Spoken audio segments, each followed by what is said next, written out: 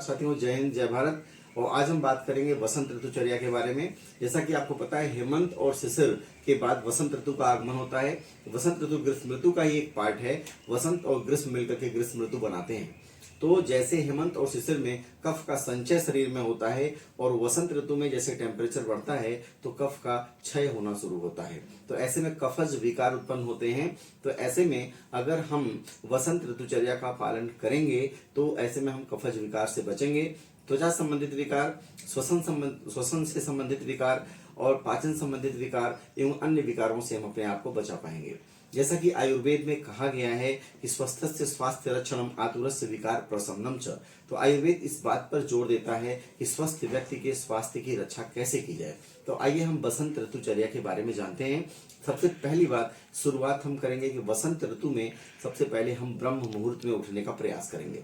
ब्रह्म मुहूर्त का समय सूर्योदय से 2 मुहूर्त पहले, एक मुहूर्त 48 मिनट 48 मिनट्स का, तो 2 मुहूर्त बोले तो आपका 96 मिनट्स के पहले का मुहूर्त ब्रह्म मुहूर्त है, उसमें हमें उठने का प्रयत्न करना चाहिए। इसके बाद जो भी दैनिक क्रियाक्रम हम करते हैं, करने के उपरांत बात आती है कि हम जल कौन सा ग्रहण करें। तो हमें पानी उबाल करके उसको ठंडा करके ग्रहण करना है और उसमें आप अजवाइन का चूर्ण मिला करके ले सकते हैं, सौंफ मिला के ले सकते हैं, या फिर सबसे बेहतरीन रहेगा कि शहद मिला करके उसका सेवन करें। शहद कफ को क्षीण करने का कार्य करता है, तो हम कफज विकार से बच सकते हैं। इसके अलावा स्नान करने के लिए कौन सा जल लेना है, तो स्नान करने के लिए हम गुनगुने जल का प्रयोग करें। फिर बात आती है कि हम कौन से फल और सब्जियों का सेवन करें। तो फल और सब्जियों में जो आपके सीजनल यानी कि सीजन के अनुसार उपलब्ध फल और सब्जियां हैं, प्रकृति हमें उपलब्ध कर रही है, हमें उसका सेवन करना चाहिए। सब्जियों का मैंने बताया। इसके बाद आती है बात कि हम जो है जल मैंने बता दिया आपको। और बात इसमें आती है कि हम अनाज कौन सा प्रयोग करेंगे। तो अनाज के लिए क्या है कि पुराने अनाज का सेवन करना है। तो पुराने अनाज का सेवन आप करेंगे, उससे भी वो कफ को क्षीण करेगा और कफज विकार उत्पन्न नहीं होगा। इसके बाद आता है हमारे रसों की बात। आयुर्वेद में 6 प्रकार के रस बतलाए गए हैं।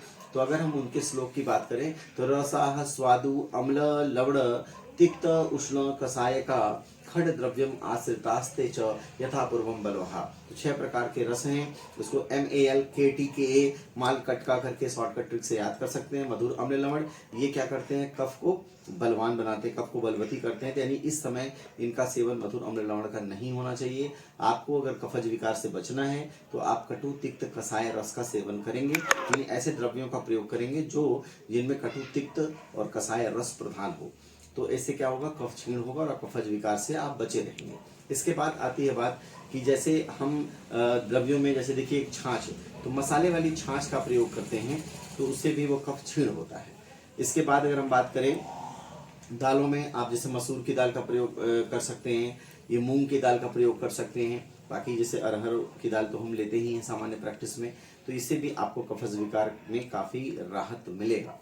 और अगर हम बात करते हैं, एक बड़ी इंपॉर्टेंट प्रक्रिया है उद्वर्तन की। तो उद्वर्तन क्या होता है, उद्वर्तन जैसे जैसे हम मसाज करते हैं, अभ्यंग करते हैं तो रोम की दिशा में मसाज करते हैं। और उद्वर्तन पाउडर्ड मसाज होता है और रोम के अपोजिट डायरेक्शन में मसाज होता है।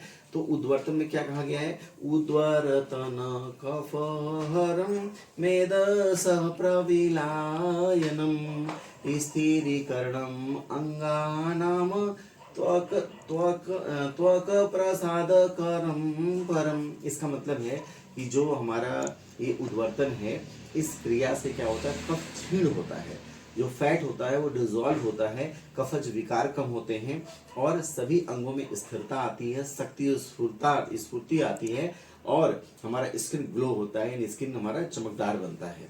तो ये उद्वर्तन की प्रक्रिया भी कफज विकार को दूर करने के लिए काफ़ी फायदेमंद होती है। बसंत ऋतु में यह भी प्रयोग की जाती है।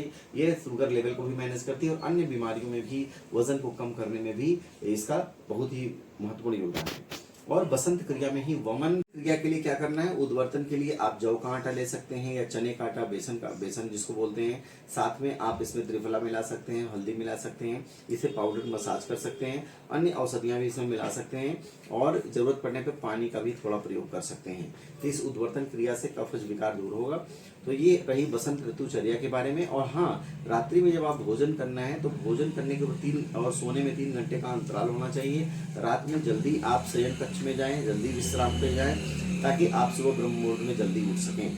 और एक बात और महत्वपूर्ण है कि वसंत ऋतु में जैसे मैंने सृजन का काल है, आप देख सकते हैं नीम की नई नई कोपलें आती हैं। अगर आप नीम की नई कोपलें जो आती हैं वो प्लस काली मिर्च का सेवन आप बसंत ऋतु में करते हैं तो पूरे वर्ष आपकी प्रतिरोधक क्षमता भी अच्छी रहेगी और कफज विकार या वातज या पित्तज विकार से भी आप बचे रह सकते हैं। तो जैसे बसंत ऋतु सृजन का काल है, तो आप बसंत ऋतु में बसंत ऋतु की चर्या आयुर्वेद के अनुसार अगर आप पालन करेंगे तो निश्चित रूप से आप स्वस्थ रहेंगे। और आयुर्वेद में कहा भी गया है कि आयु कामय माने न धर्म अर्थ सुख साधनम। तो अगर आप लंबी आयु की कामना करते हैं, धर्म अर्थ जैसे सुख आप अपने जीवन में चाहते हैं, तो क्या होगा कि आयुर्वेद के उपदेशों का आदर पूर्वक आपको पालन करना पड़ेगा। और कई बार हम पढ़ते हैं प्रमाणों में कि हमें क्या करना है, तो आप तो उपदेश जो हमारे श्रेष्ठ पुरुषों ने ऑलरेडी कह दिया है, हमें उसको पालन करना चाहिए। उससे हमारा जीवन बड़ा ही सुखमय रहेगा। तो आज के टॉपिक में बसंत ऋतुचर्या के बारे में बात हुई और आगे के विषय में कुछ और बातों के साथ फिर मुलाकात होगी। धन्यवाद।